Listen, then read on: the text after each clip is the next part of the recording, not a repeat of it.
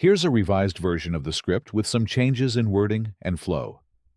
You emerge into the world from the safety of your mother's body, born into the thick, humid air of the Amazon.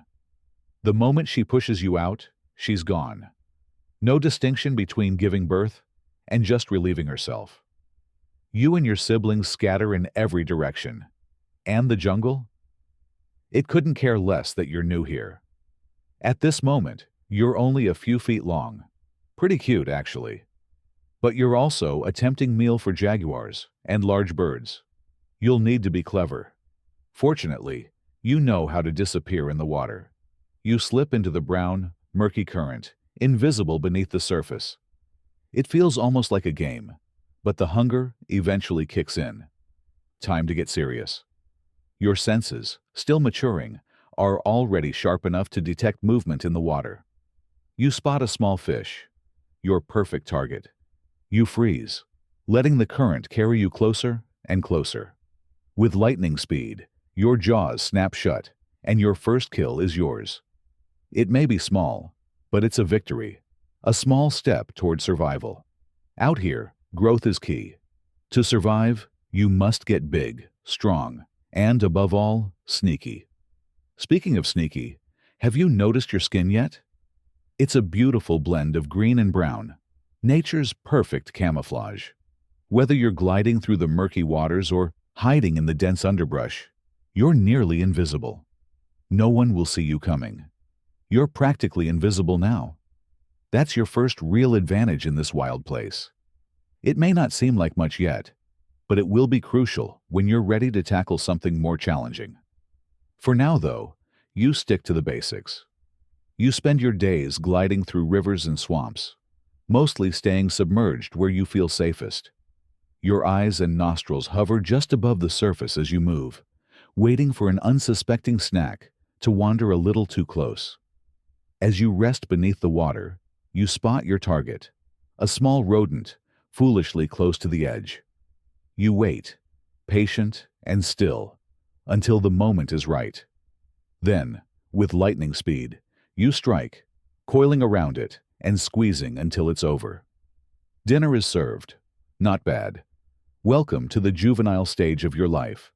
You're bigger, faster, stronger, and your prey is starting to get more interesting. Small frogs and fish no longer satisfy your hunger. Now, you're eyeing something much larger. Capybaras, the world's largest rodents. It's time to level up.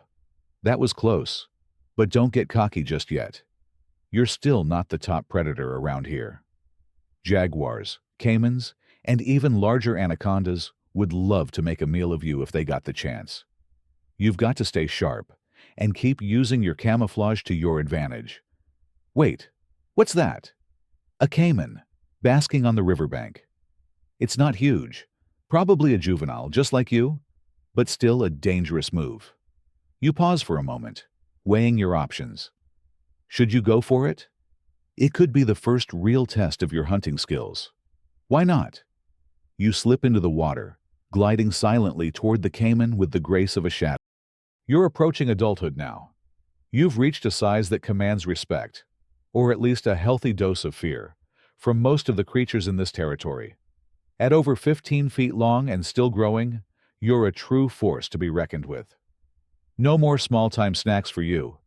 You've graduated to bigger prey, deer, wild pigs, and even the occasional caiman that dares cross your path. As you grow, the jungle feels more crowded. You need a place to call your own, a territory where you can hunt, rest, and grow. It's time to find it. You slither through the dense jungle, exploring every corner, crossing rivers, climbing over fallen logs, and navigating the thick underbrush. You need a secluded area, close to water, with plenty of prey, and far from other predators. After days of searching, you finally find it. The perfect spot. A quiet stretch of river, hidden beneath a canopy of trees. It's everything you need. You mark the area with your scent, claiming it as your own. This is where you'll live out the next chapter of your life. And speaking of the next chapter, it's time for something new: mating. Survival is no longer your only concern. Now, It's about passing on your genes. As mating season arrives, you pick up the scent of a potential mate nearby. You follow the trail, slithering through thick jungle and dense swamp, until you find her, the female. What a beauty. The courtship begins, a slow, winding dance as you coil around each other for hours. You move in a mesmerizing spiral, and after much twisting and turning, the deed is done. The female will carry your legacy. Months later, she finds a secluded area to give birth, ensuring that your genes will live on. Unlike many other snakes, you don't lay eggs. Instead, you give birth to live young. Between 20 to 40 baby anacondas enter the world much like you did years ago. But once that's done, your job is over. You leave, never to see your offspring again, knowing that most of them won't survive their first year. Honestly, for an anaconda, there's not much difference between giving birth and pooping. In both cases, you push something out and leave it behind. But now, let's get back to the fun.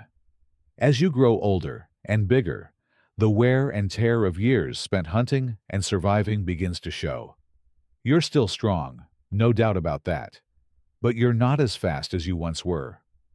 The youthful energy that fueled your every hunt is starting to fade, and now you find yourself needing to be more strategic with your movements.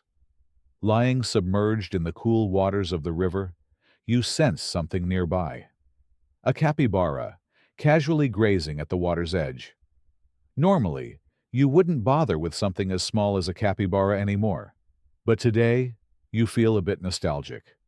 After all, it's been a while since you last took one down. And there's something satisfying about going back to where it all began. You wait, your body perfectly still beneath the water's surface. The capybara inches closer, oblivious to the danger lurking beneath its feet. Then, in a flash, you strike. Your coils wrap around it in an instant, and within moments, it's over. You've still got it. But as you swallow your meal, you can't help but notice that it's not quite as satisfying as it used to be. Sure, the thrill of the hunt is still there, but something's changed. You've grown, not just in size, but in wisdom. One day, as you stalk a young deer near the water's edge, you sense that something's different. Your muscles coil, ready to strike. But just as you lunge, something goes wrong. The deer senses you at the last second and bolts. You try to chase, but your body doesn't move as quickly as it once did. You miss, and the deer escapes. It's your first failed hunt in a long time. But something feels different this time. You feel the exhaustion